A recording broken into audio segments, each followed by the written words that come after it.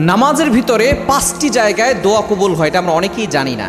আমরা শুধু দোয়া করা যাবে কি যাবে না সেটা নিয়ে অনেকে মতানৈক্য করি, তবে নামাজের ভিতরে যে দোয়া করলে আল্লাহর কাছে দোয়া কবুল হয় সেটা আমরা অনেকেই জানি না। তবে এই দোয়াগুলো আপনি ফরজ নামাজে করবেন না, আপনি নফল নামাজ যেগুলো পড়েন, বিশেষ করে তাহাজ্জুদের সময় এবং অন্যান্য সময় যে নফল নামাজগুলো পড়েন, এই সময় আপনি নামাজের ভিতরে এই 5টি সময় 5টি জায়গায় আপনি আল্লাহর কাছে দোয়া করবেন, আল্লাহ পাক রব্বুল আলামিন সাথে সাথে কবুল করে নেবেন। নাম্বার 1, 1 নম্বর হচ্ছে যখন আমরা তাকবীরে তাহরিম আল্লাহু আকবার বলে নামাজে দাঁড়িয়ে যাই, আল্লাহু আকবার বলে যখন দাঁড়িয়ে গেলাম, এই তাকবীরে তাহরিমার পরে কিন্তু আমরা অনেকে সানা পড়ি, আল্লাহর প্রশংসা করি।